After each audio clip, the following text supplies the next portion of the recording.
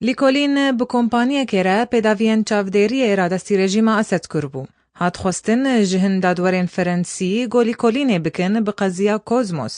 لگۆرگۆ درێخستنان وێ کۆمپانیا فەرەنسی تۆمەتبار کرد برا دەستکردنا رێژیمە ئەسەد بە پێداویên چاودێریە. لێ ئەو کۆمپانی وان تۆمەتا ڕەت کرد و گوت ئەڤش بۆ خراپکردنا ناوێ وێ و ئەوێ عالی کار بێ بکارێ دادوەریە.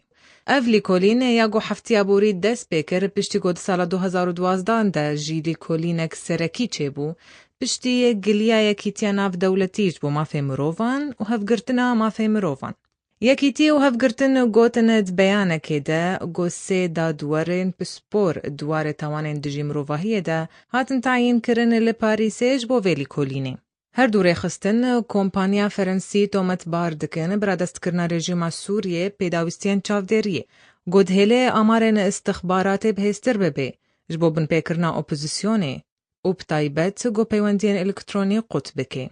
Ji aliyê xwe ve parêzer Patrick Baudouin serokê fexrî ji yekîtiya navdewletiya mafê mirovan got.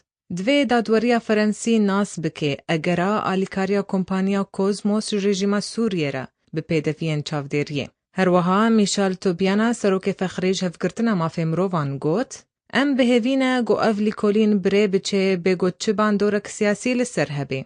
Rojayînê kompanya Kozmos tekez kir got çi ji pêdeviyên wê û amarên wê li Sûriyê nehatine bikaranîn. û vê kompaniyê jî di çila pêşîna 2012 gilî li vê yekîtiyê û hevgirtinê kirbû.